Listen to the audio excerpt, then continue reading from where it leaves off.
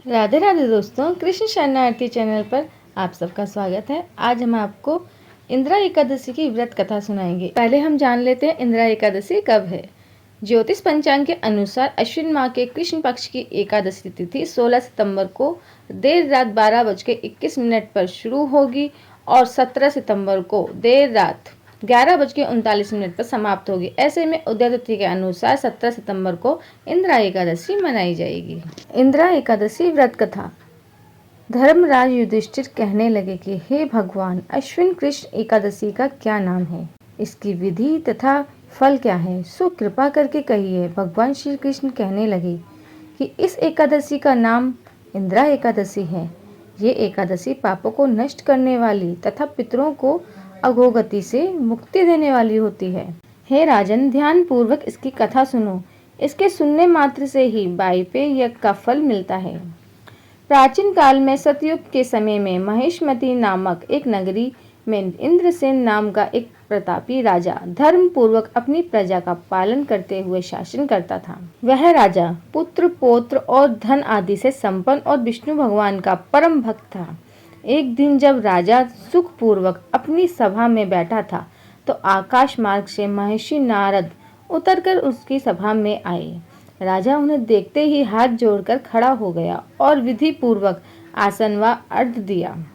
सुख से बैठकर मुनि ने राजा से पूछा कि हे राजन, आपके सातों अंग कुशल पूर्वक तो हैं, तुम्हारी बुद्धि धर्म में और तुम्हारा मन विष्णु भक्ति में तो रहता है। देव ऋषि नारद की ऐसी बातें सुनकर राजा ने कहा, हे महर्षि, आपकी कृपा से मेरे राज्य में सब कुशल है तथा मेरे यहाँ यज्ञ कर्म आदि सुकृत हो रहे हैं। आप कृपा करके अपने आगमन का कारण कहिए। तब ऋषि कहने लगे, हे राजन, आप आश्चर्य देने वाले मेरे वचनों को सुनो। मैं एक समय ब्रह्मलोक से यमलोक को गया। वहाँ श्रद्धा पूर्वक यमराज से पूजित होकर मैंने धर्मशील और सत्यवान धर्मराज की प्रशंसा की। उसी यमराज की सभा में महान ज्ञानी और धर्मात्मा तुम्हारे पिता को एकादशी का व्रत भंग होने के कारण देखा। उन्होंने संदेशा दिया है, सो मैं तुम्हें बताता हूँ। उन्होंने कहा है कि पूर्व जन्म में मैं कोई विघ्न हो जाने के कारण मैं यमराज के निकट जा रहा हूँ। सो हे पुत्र, यदि तुम अश्विन कृष्ण इंदिरा एकादशी का व्रत मेरे निमित्त करो तो मुझे स्वर्ग की प्राप्ति हो सकती है। इतना सुनकर राजा कहने लगा कि हे महर्षि, आप इस व्रत की विधि मुझसे कहिए।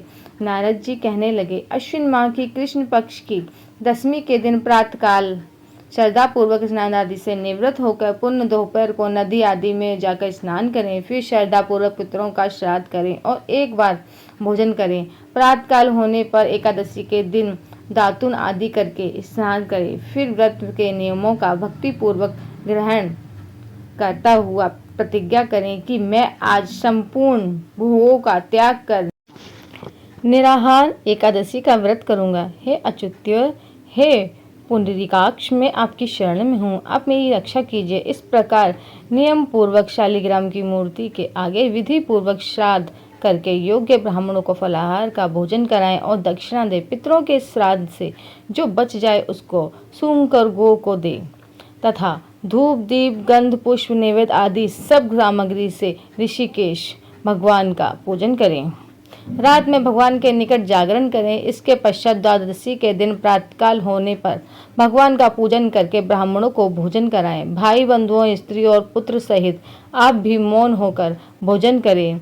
नारद जी कहने लगे कि हे राजन, इस विधि से यदि तुम आलस्य रहित होकर इस एकादशी का व्रत करोगे तो तुम्हारे पिता अवश्य ही शिवलोक को जाएंगे। इतना कहकर नारद जी अंतर्ध्यान हो गए। नारद जी के कथनानुसार राजा द्वारा अपने बांधवों तथा दासों सहित व्रत करने से आकाश से पुष्प वर्षा हुई और उस राजा का पिता गरुड़ पर चढ़कर विष्णु लोक को गया। राजा इंद्रसेन भी एकादशी के व्रत से प्रभावित होकर निसंकट राज्य करते अंत में अपने पुत्र को सिंहासन पर बैठाकर स्वर्गलोक को गए। हे युधिष्ठिर, यह इंदिरा एकादशी के व्रत का महात्म्य है। मैंने तुमसे कहा है, इसके पढ़ने और सुनने से मनुष्य सब पापों से छूट जाते हैं और सब प्रकार के भोगों का भोग कर वैकुंठ को प्राप्त होते हैं। इंदिरा एकादशी की व्रत कथा यहीं पर समाप्त होती है। उम्मीद करती हूँ आज की वीडियो आपको पसंद आई होगी, तो चैनल को सब्सक्राइब कर दीजिए और ज़्यादा से ज़्यादा शेयर कीजिए। फिर मिलेंगे नई वीडियो में नई जानकारी के साथ। राधे राधे।